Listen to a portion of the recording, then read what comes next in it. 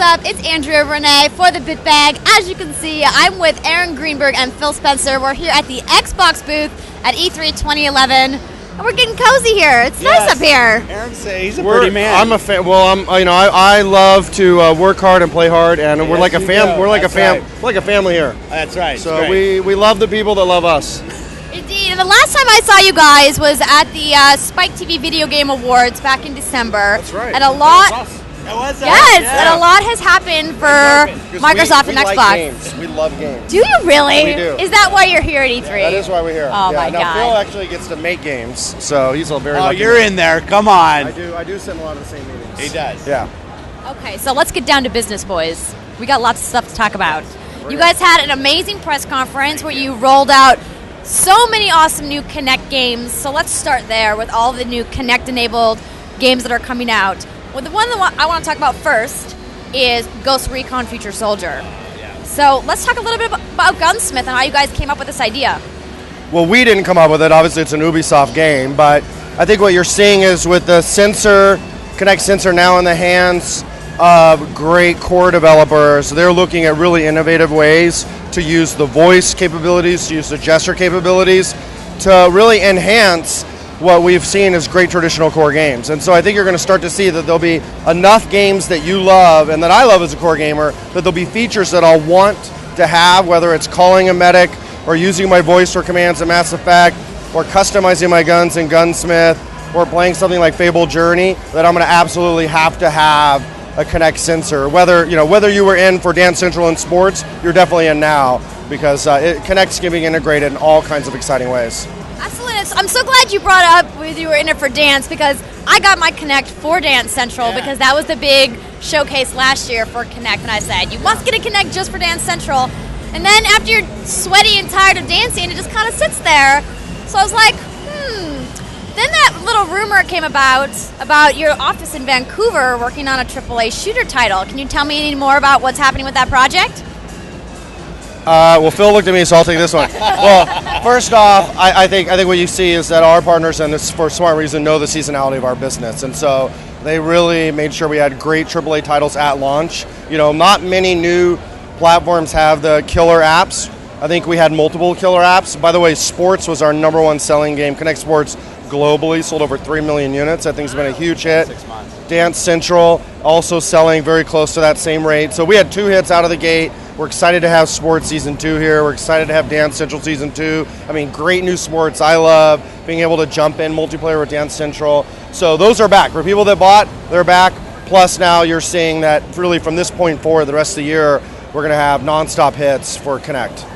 Very cool. Well, one of the predictions that I made for Microsoft this year for E3 was that I thought that you guys were going to announce more 3D-enabled things that were native to Xbox. Is that hardware coming soon? Xbox supports 3D today. There's no limitation in the hardware. I mean, we're really focused on mass market, consumer-friendly experiences, and for us with Kinect, it's just been a great ability. People can go out, they buy sensors, we've got over 10 million sensors out there. We continue to innovate with Kinect, and it's easy for consumer to get into the ecosystem and play the experience. It's just really worked for us, focusing on that. And a lot of our games have 3D, we just don't brag about it. I mean, we're not in the business of selling 3D TVs, so our interest is making great games. And if more consumers buy 3D TV sets and they demand that we talk a lot about it, we'll do it. But for now, it's most people don't have a 3D TV, and so we put the functionality in there, and if you read it on the back of the box, you'll see it, but it's kind of a back-of-the-box feature for us right now. Okay, that's fair enough, I guess. Yeah. So one of the other things I want to talk about is your guys' first-party lineup. Yeah. What can we expect for the rest of 2011 and 2012 and beyond? Well, first of all, biggest platform exclusive on any console, Gears of War 3 coming in September. It's going to be tremendous. I mean, over 1 million pre-orders, which is just huge for us. And you said you played in the beta. We had over 1.2 million people play in the beta. This is going to be the best release of Gears ever. It's amazing. I loved having Ice-T come out on stage and kind of validate the game. They're getting body count back together, doing a song for the game. That's just going to be incredible. And I love Halo Anniversary coming out. For me, that's kind of like a project of passion. It's been 10 years that Halo's been out there. So many people who are playing 360 today never played Halo 1, either because they weren't old enough or it's just a game. They skipped the Xbox, the first platform. Now you get to play Halo 1, you get achievements, you can play online, co-op on live. I think that's going to be great And then as Aaron talked about, we have new Connect experiences coming, Disneyland, Star Wars coming. I mean, the lineup is very, very rich, and it's continuing to innovate. And then we start talking about new franchises coming. We talked about Fable Journey. We introduced Rise from Crytek, great new partnership for us, brand new IP coming that's Connect enabled. And I can't skip Forza, because Forza to me is just a project of love, and the game's so incredible. Every time I see the screenshots, I'm a car guy, so I look at that stuff, and I love that we have to put up their actual in-game footage, because literally you show the 458 and people think that's the Ferrari 458 that we just recorded it. The team is Turn 10's doing such a great job with that franchise. Absolutely. Definitely a lot of titles I'm excited about. Very excited about the Halo 4 teaser that came out. And it's interesting that you brought up about people not playing the original Halo, because I never played Halo Combat Evolved, but I was a gigantic Reach fan. You're too young. I know, it's so youthful. You weren't legally allowed to, I think, when it came out. You know what? I wasn't. I wasn't allowed to buy it. Exactly. Yeah. I think my mom would have let me if I begged her, but I had different priorities, 17-year-old girl, Of course. So I want to talk a little bit about these awesome new features for Xbox Live. Yes. Skype is coming, and we have the Bing voice search. What other kinds of things can we see for maybe... Okay, but what I'm really trying to ask here is, PlayStation Plus gives a lot of free stuff to their Plus subscribers. And Gold, I'm kind of thinking we should get some more free stuff. Can Gold get some more free stuff? Well, first, let's step back and look at what we announced for Live. I mean, we unveiled an entirely new Xbox experience. Again, we've completely reinvented the console. We didn't have to. People weren't complaining. They weren't saying they didn't like the interface. But we are just relentless innovators. And so that's why we wanted to build an interface that you can use complete 100% navigation from beginning to end with your voice, with gestures, or with your controller or your remote. So allowing people to navigate however they choose is one thing. The second thing there is we're adding a lot more content. As Mark Whitten said, we're going from tens of thousands and hundreds of thousands to tens of millions of pieces of content as we add on more entertainment partners, more classes of content.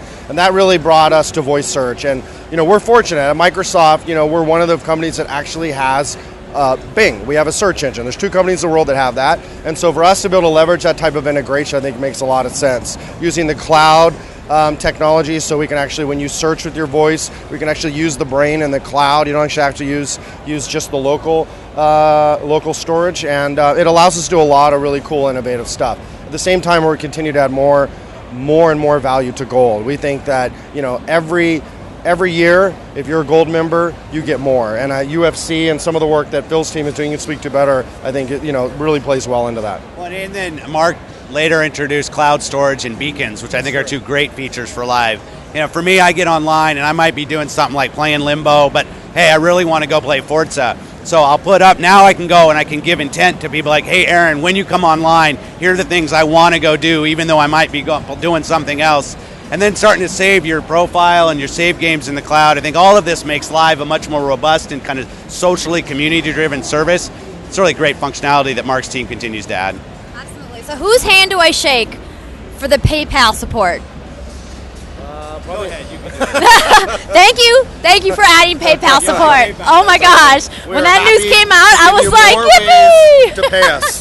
Look at that, she's adding features we didn't even I know. mention. Thank you for great. PayPal. Yeah. I'm glad we did the hug. Yeah. We'll do a closing hug when are we there yet, or? Almost. I got one more thing I want to ask you about. The hug. Watch out. Good. So your competitors this year have a lot to show with handhelds. Yeah. When is Microsoft going to join them in the handheld gaming market?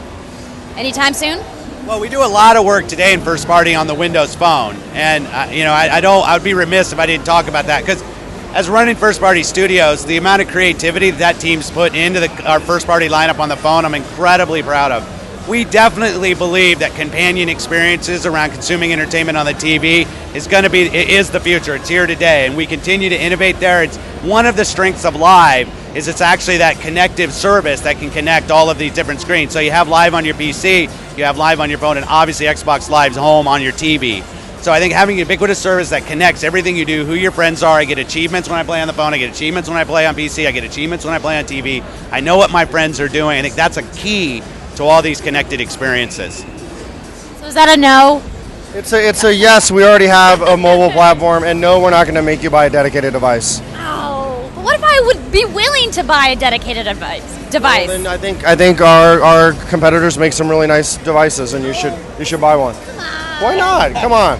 I have a 3DS. I'll buy the Vita or whatever it's called. Well, I'm saying I don't know if anyone out there agrees with me, but I would buy an Xbox mobile device if it ever came out someday. Sort of petition. Yeah. Should. Yeah. We could create like a Facebook page for. And then start taking deposits on PayPal. I think we got some. Oh, hey, we got a business. Actually pay for like the first couple months of development. Yeah. Fantastic. Yeah. It's done. I'm gonna as soon as E3 is over, I'm gonna go home and set it all up. Right here. Exactly. Andrea, single-handedly. All right. Well, Microsoft. is there anything else that you want the viewers to know about Microsoft and Xbox and Kinect that's happening this year before we wrap up? Well, I would just say I want to give a shout out to Torrance and the whole crew at BitBag, because you guys are some of the hardest working people in video games. I know this is a labor of love for you guys. This is not about, I don't see you pulling up in your Bentley, so I know this isn't about the money, but you guys work hard, you love games, you keep it very real, and we appreciate that, and you keep us honest. And so thank you for everything you guys do. All right. Well, thank you so much, Phil. Thank you, Aaron. Thank you. Yes. Come on. Okay, E3 2011 BitBag.